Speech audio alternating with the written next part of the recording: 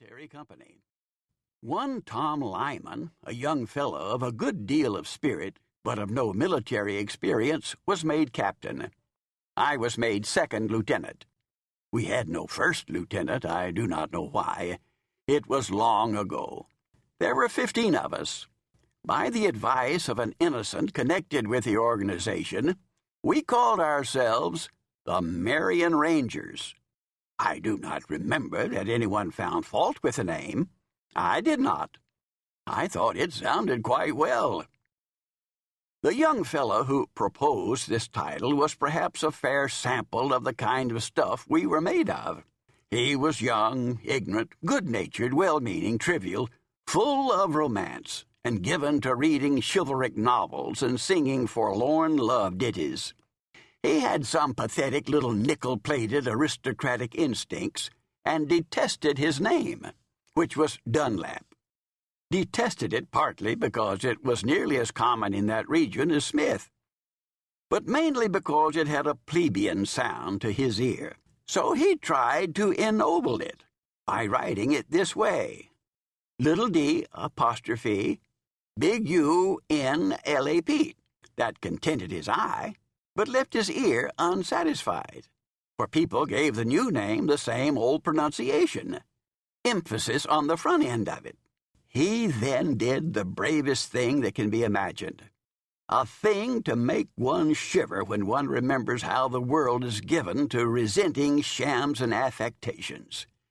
He began to write his name so: little d apostrophe big U little n new word big L little AP.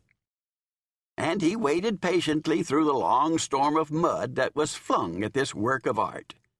And he had his reward at last, for he lived to see that name accepted, and the emphasis put where he wanted it, by people who had known him all his life, and to whom the tribe of Dunlaps had been as familiar as the rain and the sunshine for 40 years. So sure of victory at last is the courage that can wait. He said he had found, by consulting some ancient French chronicles, that the name was rightly and originally written that way, and said that if it were translated into English, it would mean Peterson. Lap, Latin or Greek, he said, for stone or rock, same as the French Pierre, that is to say, Peter. Little d apostrophe, of or from, un, a or one, hence Dunlap, of or from a stone or a Peter. That is to say, one who is the son of a stone, the son of a Peter, Peterson. Our militia company were not learned, and the explanation confused them, so they called him Peterson Dunlap. He proved to be useful to us in his way.